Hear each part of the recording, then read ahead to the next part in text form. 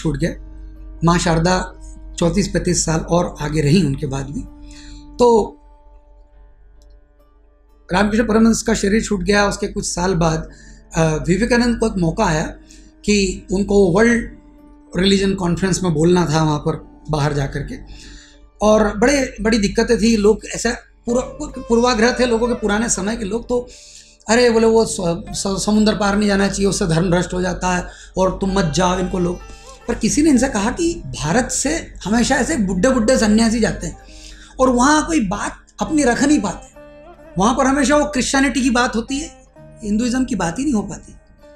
क्योंकि हमारे ऐसा तो बूढ़ा आदमी जाता है, वो जब बोलना चालू करता है लोग उठ के चले जाते हैं। आप जैसा यंग आदमी जाना चाहिए, अच्छे स्पीकर हो आपको जाना चाहिए। विवेकानंद बोले वो जाना तो चाहिए, ठीक बात है, मगर वो हमारे यहाँ शास्त्रों में कर आप कब से ये चक्कर में पड़ा? आप तो इतने बुद्धिमान हो, आपको ध्यानी हो, आपको पता होने का नहीं। इसके बावजूद भी ऐसा है कि गुरु आज्ञा के बगैर तो नहीं हो सकता।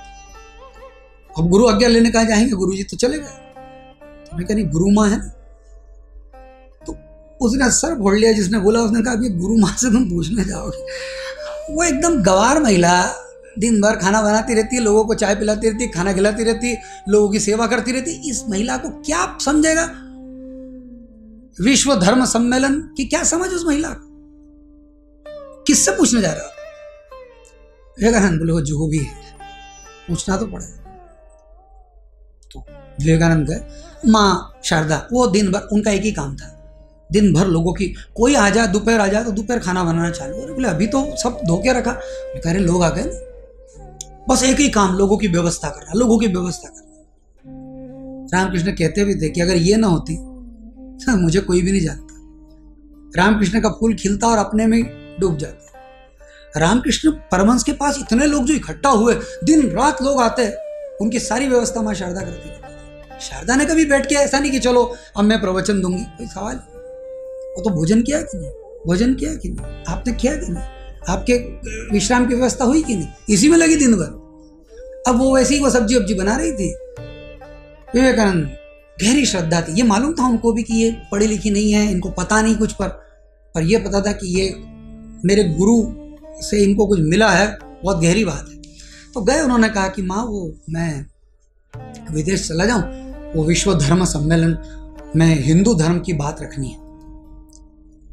वो माँ अपनी छोक लगा, तो उन्होंने कहा कि हाँ वो पानी लिया, लोटा दिया, पानी लेके आया। वो गया बेचारा, दौड़ के पानी लेके आया। सोचा कि सुना नहीं माँ ने, वो तो लगी अपनी सब्जी में।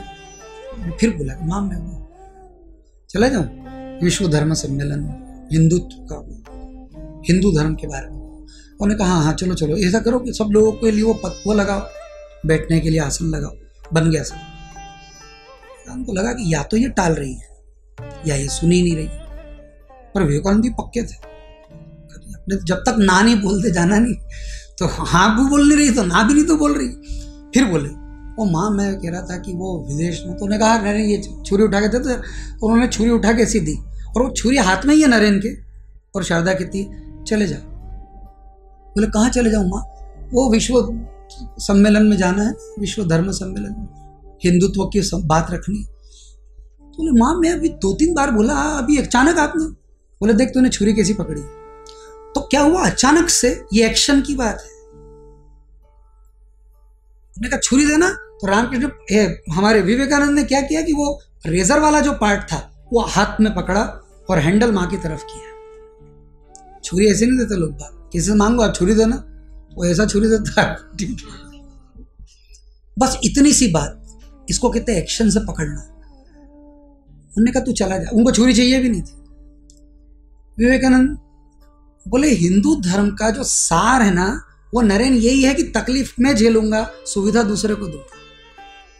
तेरे व्यवहार में ही बात है, और तेरे व्यवहार में बात है इसलिए तेरा अधिकार है कि तू जा और बात कर। क्योंकि तू जाके वहां बड़ी बड़ी बात करें, तेरे व्यवहार में तो है ही नहीं।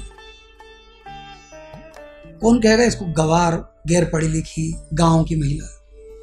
कितना शार्प ऑब्जर्वेशन, एक्शन, चीजों को एक्शन में देखती है। सुन लिया, बहुत सुन लिया। तुम्हारा एक्शन क्या है, तुम करते कैसे, काम कैसे करते हो? आप सभी कोई चीज मांगे जरा पेन देना तो आप फेंक के देते हो, ये ले। कौन उठ के जाएगा? एक स्वाभाविक सा एक्शन है हमारा। पर इतनी छोटी बात से विवेकानंद को परमिशन मिली, बड़े खुश हुए, वो गए और उन्होंने झंडे गाड़ दिए पूरी दुनिया में।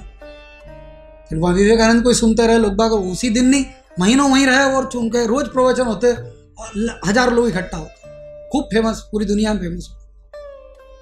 पर किससे फेमस हुए? विवेकानंद की प्रसिद्धि के आधार में क्या कारण रहा? उनका सही व्यवहार।